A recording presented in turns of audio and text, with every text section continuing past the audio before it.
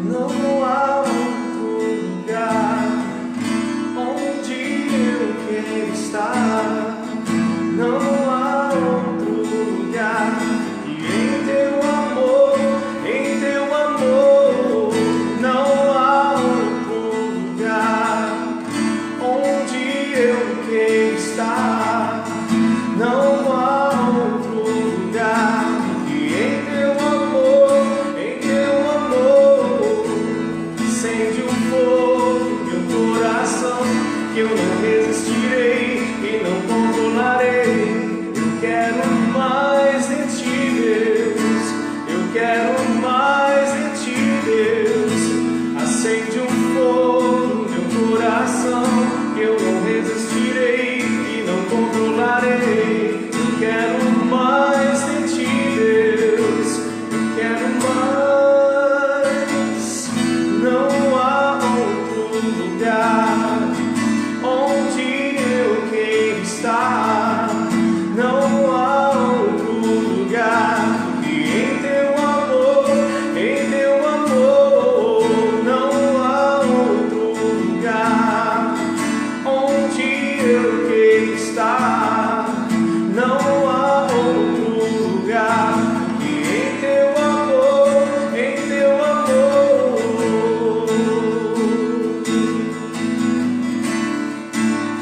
Em teu amor, Jesus.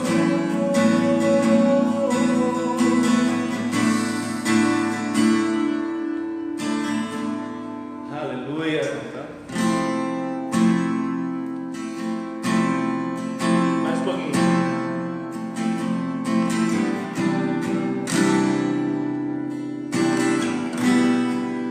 Tens liberdade aqui, Espírito de Deus, Espírito de Deus.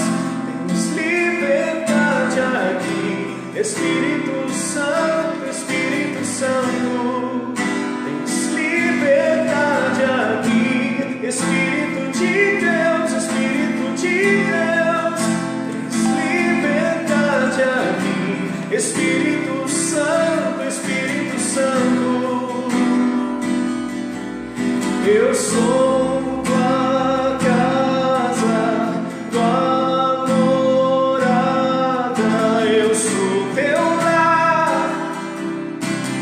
Muda as coisas de lugar. Eu sou tua casa, tua morada. Eu sou teu lar.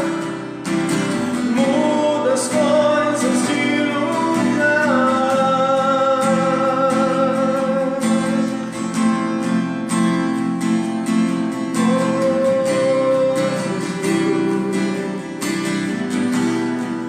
Tens liberdade aqui, Espírito de Deus, Espírito de Deus.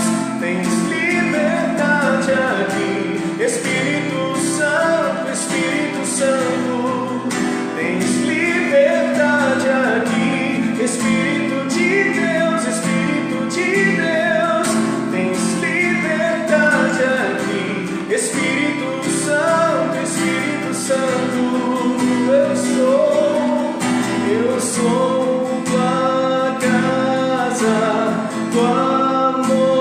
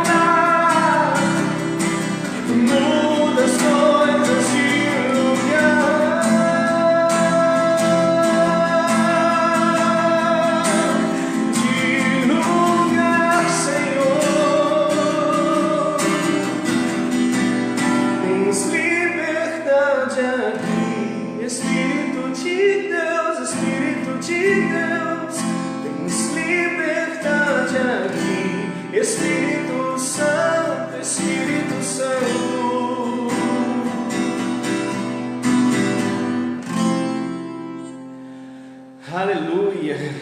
Glória a Deus! E aí, pessoal, tudo bem? André, aqui com vocês. E vamos falar rapidinho aqui para não ficar tão extenso, né, a live. O chamado meu, que eu estou entendendo para Deus, é ativar pessoas, é falar com pessoas, entendeu? Dar uma palavra de direcionamento para pessoas, capacitar pessoas. E o talento seria tocar, cantar, mas isso é só um meio da gente chegar até vocês, entendeu? Isso é só um meio para que o chamado possa fluir no meio do povo, entendeu? Então, essa não é nem a palavra de hoje, mas a diferença de chamado e talento é isso aí, entendeu? O chamado é algo que realmente é para as pessoas. O chamado, ele não é para você, o chamado é para abençoar pessoas.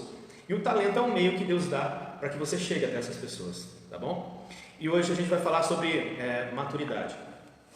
Isso é uma coisa que mexe muito comigo, porque apesar de ter mais de 40, aleluia, eu não tinha e ainda não tenho maturidade para muitas coisas, entendeu? E assim como muitas pessoas já de mais idade não têm maturidade para muitas outras coisas, porque a palavra maturidade, ela não significa que você já está completo, não significa que você já sabe tudo, é um sábio, né? Não, a maturidade ela é em todas as áreas, várias áreas da vida a gente tem que ter maturidade. Para cada situação que acontece, a gente tem uma maturidade diferente para aquela situação, né? E eu estou aprendendo muitas coisas nos 40, a partir dos 40, coisa que eu tinha que ter aprendido aos 20. Tem pessoa que tem 20 anos que já é mais madura em outras áreas que eu não sou, assim como tem pessoas que são mais velhas que eu e não têm maturidade em algumas outras coisas. Então a maturidade é muito complexo, não é uma palavra, não é um direcionamento só. A maturidade ela engloba muitas coisas, tá? E eu hoje conversando com Deus, Ele me deu uma que eu gosto de fazer através de comparações, né? Como se fosse chaves que você tem que ligar ou desligar, tá? Chaves na sua alma, na sua mente, entendeu? Que você tem que ligar ou desligar. Algumas coisas você tem que desligar essa chave e outras você tem que ligar. O que é isso, André? Que chaves são essas? Sabe aquelas chaves, disjuntores de energia, aquelas chaves de energia antiga que você ligava e tal? Então, tem coisas que você liga desde a sua infância e você não consegue desligar quando é mais velho, entendeu? Você não consegue amadurecer, ou seja, essa chave fica sempre ligada. E sempre quando você se deparar com essa situação, a imaturidade que você tem nesse assunto vai aflorar, porque você não aprendeu de outro jeito. Você não teve a capacidade de desligar essa área ruim, né, da sua vida. Então, a maturidade é a capacidade de você desligar várias chaves. Por exemplo, fofoca, pornografia, fornicação, lascívia, etc. São os nossos pecados. Isso são chaves que têm que ser desligadas. Mas se você não tem uma maturidade, você não consegue. Você vive o resto da vida sempre fazendo as mesmas coisas erradas.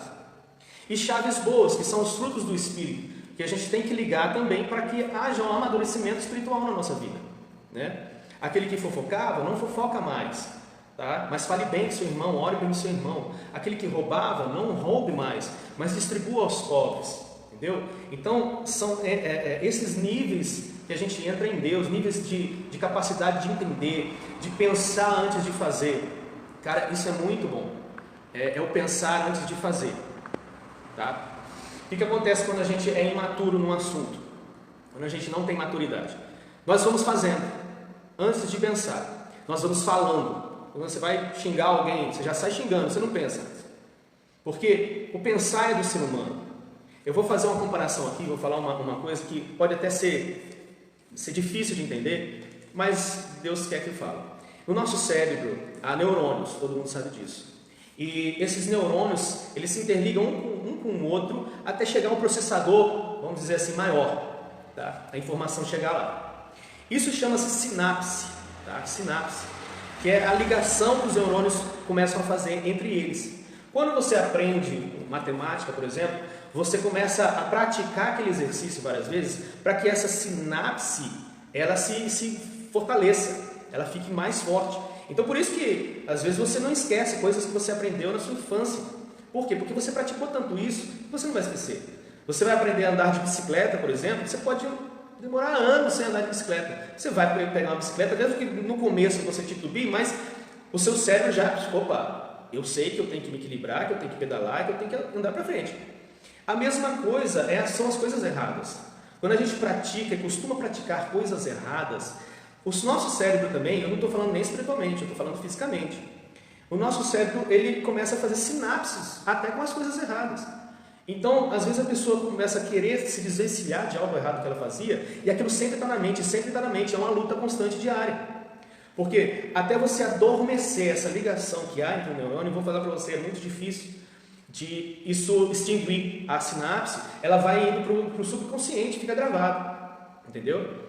Então, é muito difícil você vencer. Agora, você pode enfraquecê-la, você pode deixar de fazer, que aí entra a maturidade, aí entra a oração, aí entra o jejum, a leitura da palavra, porque isso vai te fortalecendo espiritualmente e vai deixando essa sinapse, essa lembrança bem lá no fundo, tá? Das coisas erradas. A maturidade é isso, é você lembrar de algo ruim, mas na hora você, isso não é de Deus, isso não é legal, eu não posso fazer mais isso.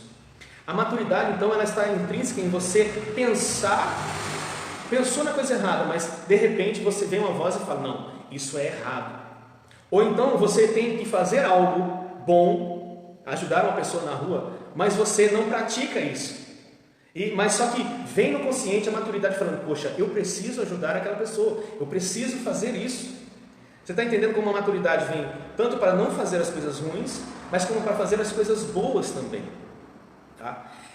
Quando algo está te prendendo, algo está te algemando, algo ruim, você tem que ter a maturidade de falar não.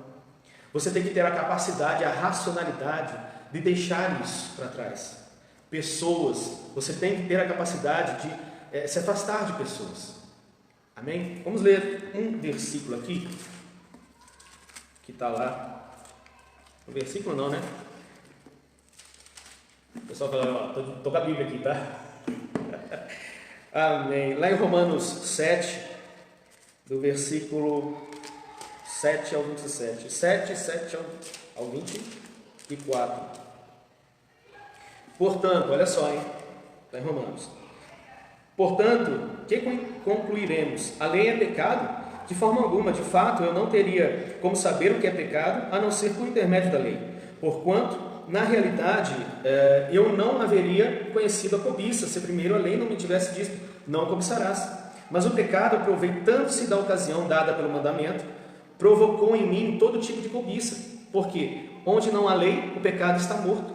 Antes eu vivia sem a lei, mas quando veio o mandamento, o pecado reviveu, e eu fui ferido de morte. E descobri que o mandamento que era para a vida transformou-se em morte para mim. Porquanto o pecado, valendo-se do mandamento, iludiu-me, e por meio dele me matou. De maneira que a lei é santa, e o mandamento santo, justo e bom. Portanto, isso significa que o que era bom tornou-se morte para mim? De forma alguma, mas o pecado, para que se revelasse como pecado, produziu em mim a morte por intermédio do que era bom, a fim de que por meio do mandamento o pecado se demonstrasse extremamente maligno.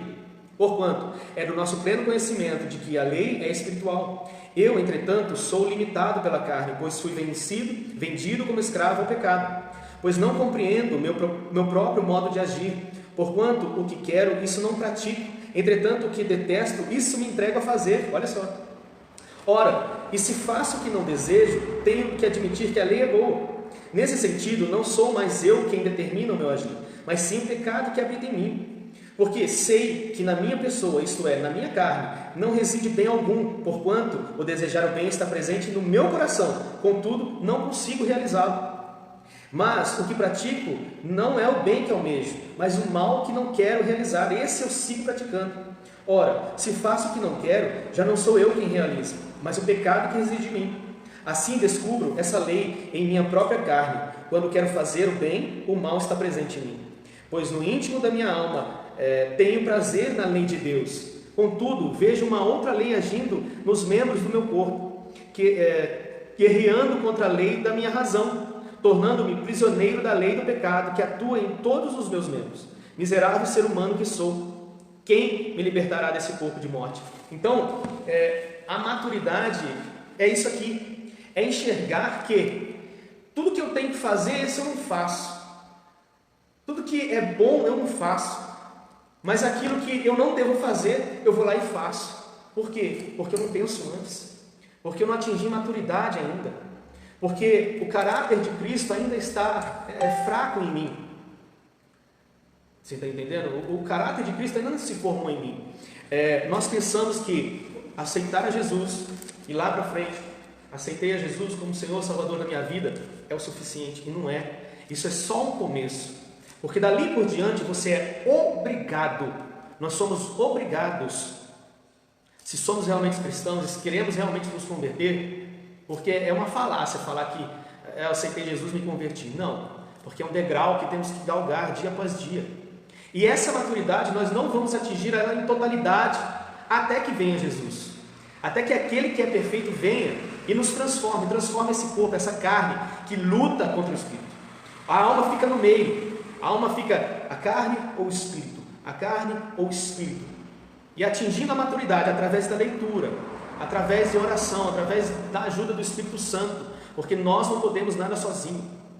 Nós não vamos atingir nada de maturidade se nós só lermos a letra. Nós só vamos atingir a maturidade quando o próprio Espírito Santo tocar em você e você entender realmente que nós temos que nos parecer com Cristo até a vida dele. Esse é o objetivo. Jesus não veio somente trazer uma salvação. Jesus veio trazer uma metanoia, uma mudança de mente, uma mudança de pensamento. Ele quis mostrar para as pessoas que, apesar delas estarem debaixo da lei, os fariseus entendedores da lei, mas eles não tinham a mente transformada, eles não tinham maturidade. Você está entendendo? Vamos ler mais um aqui, Romanos 12, 2, é o que eu estou falando agora. Romanos 12, 2. E não vos amoldeis ao sistema deste mundo, mas sede transformado pela renovação das vossas mentes, para que experimenteis qual seja a boa, agradável e perfeita vontade de Deus. A boa vontade de Deus é quando você aceita Jesus, quando você é batizado. Isso é a boa vontade, porque ali é o primeiro passo, é muito gostoso. A agradável é quando você já está fazendo alguma coisa para Deus, quando você está evangelizando, quando você está falando de Jesus Cristo para as pessoas, ajudando os pobres, as viúvas, os necessitados. Isso é agradável. Agora a perfeita é quando você começa a atingir um nível de maturidade. É quando você não faz mais o que você quer fazer, mas sim o que Deus quer que você faça. Você não faz mais pelo prazer da sua carne, mas você faz pelo prazer do Pai. O que mais te agrada, o que mais te dá prazer é agradar ao Pai. Essa é a perfeita vontade de Deus. Não é mais você. O Evangelho, ele teve uma direção meio errônea. Não vou dizer errônea, não há outra palavra, mas ele se amoldou ao que nós queremos, ao que o homem quer. E na verdade nós temos que entender que tudo é por ele e para ele. Eu estou aqui falando com você agora, não é para mim, não é para você, é para ele.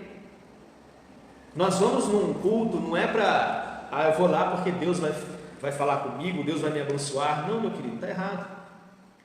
O culto é para Deus. Você vai na igreja para cultuá-lo, para adorá-lo, oferecer a Ele sacrifício vivo de adoração.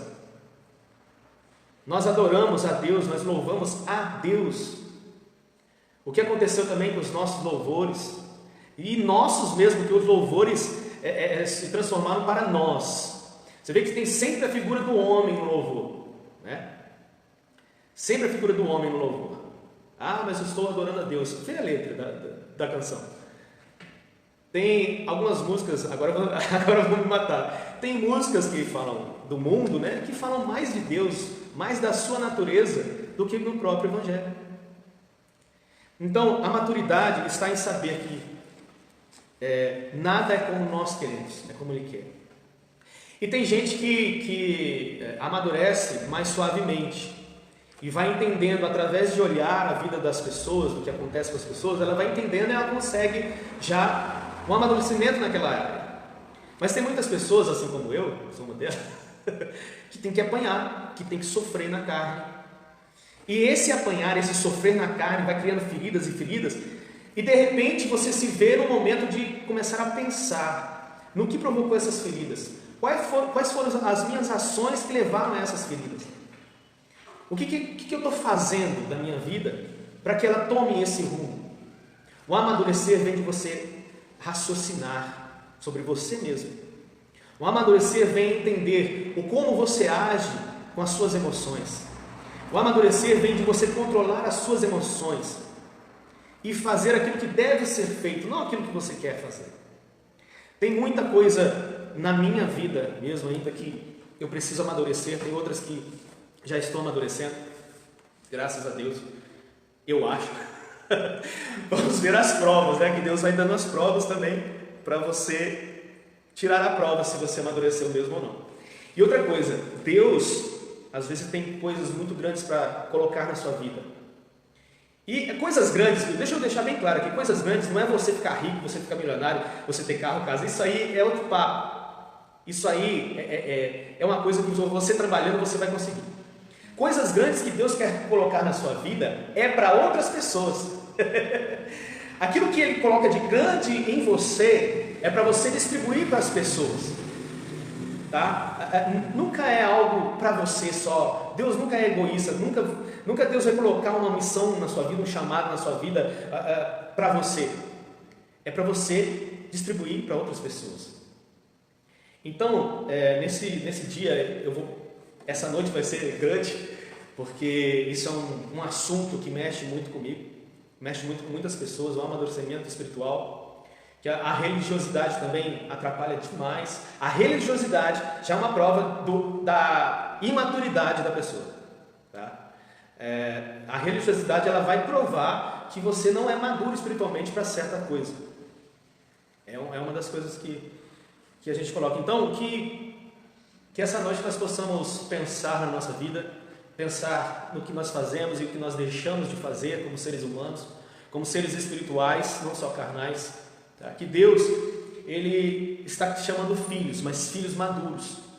Não adianta a gente nos declarar como filhos de Deus e sermos imaturos em algumas coisas. Não adianta a gente querer se achar o salvo se nós não espelhamos a vida de Cristo. Eu quero pedir perdão aqui, muita coisa que eu fiz imatura para muitas pessoas, já pedi perdão para muitas pessoas, e analisando todos esses perdões que eu tive que pedir, será que não podia ser evitado se eu fosse maduro na época? Então, vamos amadurecer. Senhor Deus, que nós possamos mudar a nossa mente, Pai, deixar de achar que somos alguma coisa, porque nós somos criancinhas na sua mão. Nós precisamos amadurecer, Senhor, como seres humanos, Pai.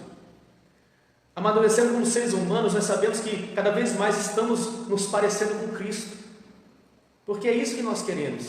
Se nós desejamos ser cristãos, se nós desejamos subir aos céus contigo, Pai, nós temos que queimar em ser parecidos contigo. Nós temos que queimar em deixar as nossas picuinhas, as nossas fofocas, os nossos achismos de lado e começar a transformar a nossa mente pela renovação, não do que vem de fora, mas o que vem da Tua Palavra, Pai. É isso que nós desejamos. Amém. E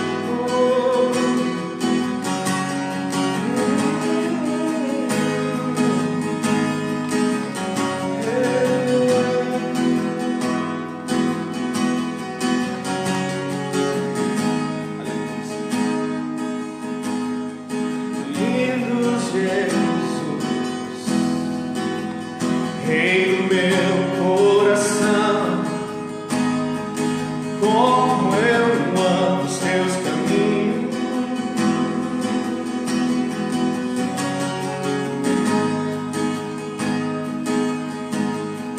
Lindo Jesus, estrela da manhã, eu cantarei a ti. O que posso te dar em tudo que tu és? Você me libertou e me curou. Tu és bom em todo tempo, és bom. Justiça está em ti, teu amor é pra sempre. Tu és bom em todo tempo, és bom. Justiça está em ti,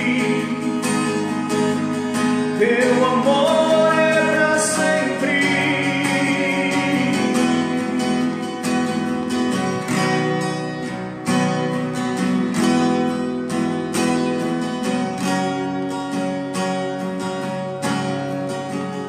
Teu amor dura sempre. Teu amor dura sempre. Teu amor dura pra sempre. Teu amor dura pra sempre. Teu amor dura pra sempre.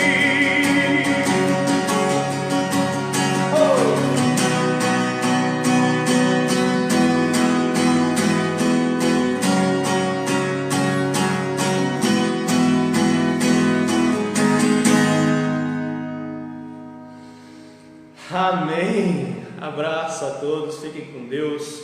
Um beijo no coração.